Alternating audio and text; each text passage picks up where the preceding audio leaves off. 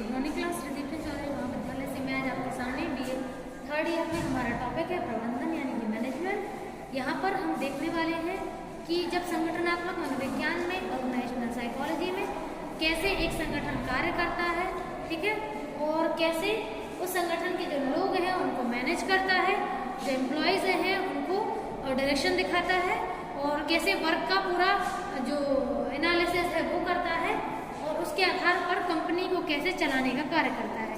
तो जो चाहे कंपनी का ओनर हो या कंपनी का मैनेजर हो, दोनों ही लोग कंपनी के लोगों को साथ लेकर के कार्य करने की कोशिश करते हैं और जो उनका गोल होता है, जो चीज़ अचीव करने का, उस चीज़ को पाने की पूरी कोशिश करते हैं। तो जो मैनेजर्स होते हैं वो पूरी कोशिश करते हैं कि अच्छा मैनेजमेंट दें, क्योंकि जितना अच्छा प्रबंधन होता है कंपनी उतनी ज़्यादा अच्छे तरीके से ग्रोथ करती है, ठीक है। तो ये देखने को ज़रूर मिलता है। तो जब एक मैनेजर अच्छा वर्क करता है, जब एक कंपनी अच्छे से मैनेज होती है, तो आपने देखा होगा कि कंपनी ग्रोथ भी बहुत अच्छे तरीके से करती है, और चाहे सिचुएशन कैसे भी क्यों ना हो, उस सिचुएशन से डील करके अपने आप को एक पॉजिटिव वे में बाहर निकालना, ये कंपनी को बहुत अच्छे से आता है अगर एक मैनेजर जो है अच्छा मैनेजमेंट करे तो, ठीक है। तो मैनेजमेंट के लिए मैनेजमेंट करने का जो तरीका है लोगों का अलग अलग होता है, क्योंकि पर्सनालिटी से अलग होती है, हर व्यक्ति एक दूसरे से अलग है, यूनिक है, एंटिक है। तो जब उनका तरीका अलग होता है तो इसीलिए वही जो तरीके होते हैं वो ये डिसाइड करते हैं कि किसका मैनेजमेंट ज़्यादा अच्छा है, ठीक है। तो यहाँ पे हम लोग कुछ डेफिनेशन देखेंगे। फर्स्ट है हमारे MC फरलैंड की, ठीक है। तो इनके अकॉर्डिंग मैनेजमेंट क्या है? प्रबंधन जो है एक ऐसी प्रक्रिया है जिसमें मैनेजर क्या करता है? क्रिएट करता है। क्रिएट मतलब कुछ नया देने की कोशिश करता है। डायरेक्ट यानी कि दिशा दिखाता है, ठीक है। मेंटेन यानी कि पूरा व्यवस्था बनाने की कोशिश करता है, और पूरा एक उद्देश्यपूर्ण कार्य करने की ओर पूरे संगठन को एकत्रित करता है, उसे संगठन कहते हैं। और ये पूरी जो पद्धति चलती है सिस्टमेटिक चलती है, ठीक है। मतलब जो एम्प्लॉयज हैं, एम्प्लॉय को के कार्य के लिए उनको उनके जॉब के हिसाब से अपॉइंट करना, फिर उनसे उनका वर्क जो प्रोसीजर है उसके हिसाब से उनको वर्क बांटना, फिर ठीक है कार्य जब पूरा हो जाए और उनको डायरेक्शन भी देना, अगर गलत कार्य कर रहे हैं वो तो उनका पूरा डायरेक्शन भी देना, क्योंकि कोई भी पर्सन किसी फील्ड में भले ही स्पेसिफिक है और उसको वो काम अच्छे से आता है, लेकिन कभी कभी ऐसा होता है कि उसका पास उस काम का कोई अनुभव थोड़ी है। अभी तो उसने केवल किताबों से पढ़ा हुआ है, पूरा थ्योरेटिकल पढ़ा हुआ है, प्रैक्टिकल तो उसको अनुभव से ही मिलेगा। तो कभी कभी उसके पास अनुभव कम होते हैं, तो मैनेजर्स का ही गोल होता है, फिर उद्देश्य होता है, फिर ड्यूटी मान लीजिए, रिस्पॉन्सिबिलिटी है, जो वो लोगों को गाइड करें और चीज़ों को सिखाएं, ठीक है। तो जो चीज़ें होती हैं उसमें हमेशा क्रिएट है, डायरेक्ट है, मेंटेन है, ये सब कुछ प्रबंधन का एक हिस्सा होता है, ठीक है। नेक्स्ट है GR टेरी की है। तो इनका कहना है कि मैनेजमेंट एक क्या है? एक ऐसा प्रकार है जिसमें प्लानिंग होती है, मतलब हम लोग पूरी योजना बनाते हैं, फिर हम लोग इकट्ठा करते हैं, एकत्रित करते हैं, यानी कि ऑर्गेनाइज करते हैं, किसको? लोगों को और वर्क प्रोसीजर को, और उसके बाद हम उसको एग्जीक्यूट करते हैं, उस प्लानिंग को, जो प्लानिंग हमने बनाई है। और एग्जीक्यूट करने के बाद जब उस प्रोडक्ट में कोई कमी निकल के आए तो हम उसको कंट्रोल भी करते हैं, ठीक है, और उसमें फेरबदल करके अपने मतलब एक ऐसा प्रोडक्ट देने की कोशिश करते हैं जो लंबे समय तक बना रहे, जिसकी लाइफ लॉन्ग जो है वैल्यू रहे और लोगों को बहुत ज़्यादा पसंद आए, ठीक है। तो जो GR टेरी है, इन्होंने कहा है कि प्लानिंग है हमारा, ऑर्गेनाइजिंग है, एग्जीक्यूटिंग है, ठीक है, और कंट्रोलिंग है, ठीक है। तो ये 4 पॉइंट जो है इनकी मेन बताए हैं इन्होंने, ठीक है। नेक्स्ट है हेनरी फयोल। तो हेनरी फयोल ने क्या बोला है कि प्रबंधक जो है 5 प्रकार से कार्य करते हैं, ठीक है।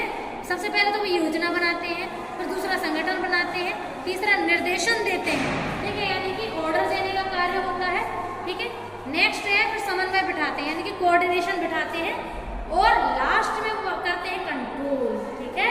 तो ये 5 पॉइंट इन्होंने एक अच्छे प्रबंधन के गुण बताए हैं अकॉर्डिंग टू हेनरी फयोल।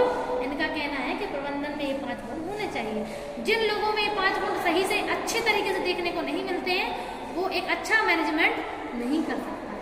अब बात करते हैं फंक्शंस ऑफ मैनेजर्स की, मतलब जो मैनेजर होता है उसके कौन कौन से कार्य होते हैं जो उसे करने होते हैं, प्रबंधक कौन कौन से कार्य करता है, ठीक है। तो जो मैनेजर्स के वर्क है, यहाँ पे कुछ 5 प्रकार के वर्क बताए हैं, काम है, ठीक है।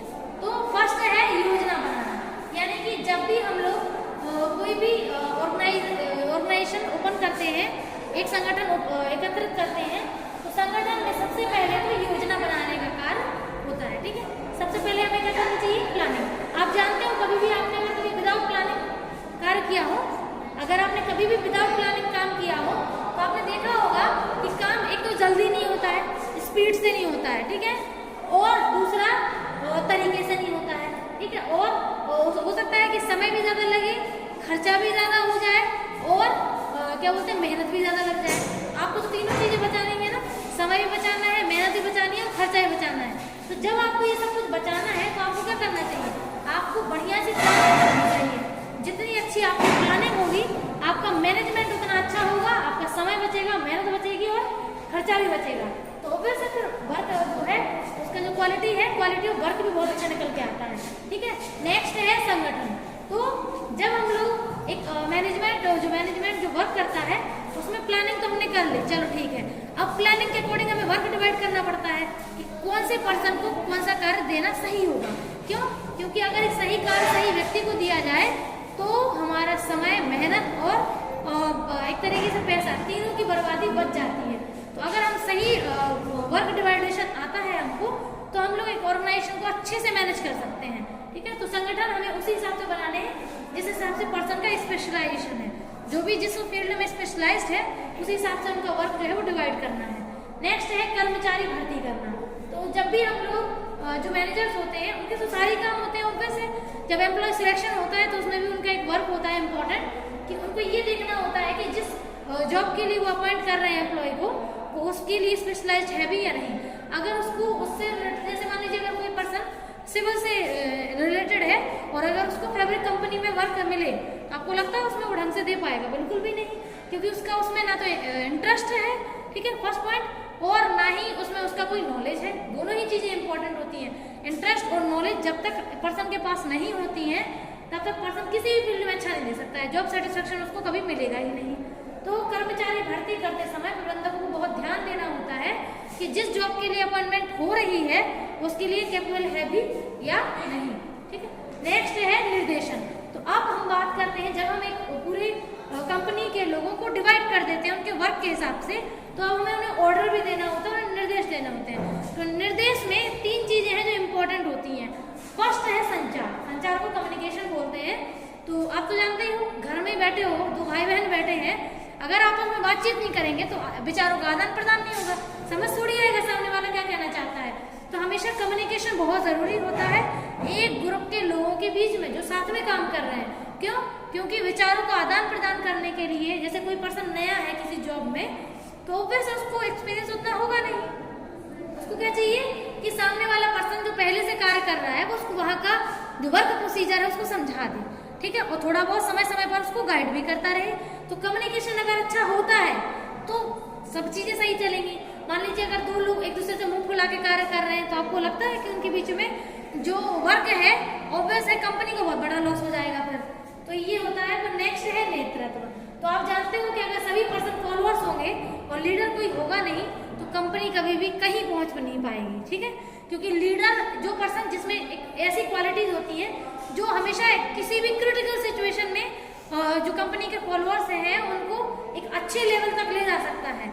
समझ लो कि आपकी कंपनी का बहुत ज्यादा प्रॉफिट ही प्रॉफिट है। ठीक है, तो नेतृत्व, एक अच्छा लीडर एक पूरे ग्रुप में, जैसे मान लीजिए अगर आप एक वर्क के लिए अगर 100 लोगों को डिवाइड करते हैं एक वर्क के लिए, तो उसमें 1 या 2 पर्सन तो ऐसे होने चाहिए जो बाकी 98 लोगों को फॉलो करवा सकें। ठीक है, क्योंकि अगर फिर तो वही है ना कि टीम एक दूसरे की सुनेगी नहीं तो काम ढंग से होगा नहीं। लास्ट है हमारा अभिप्रेरणा।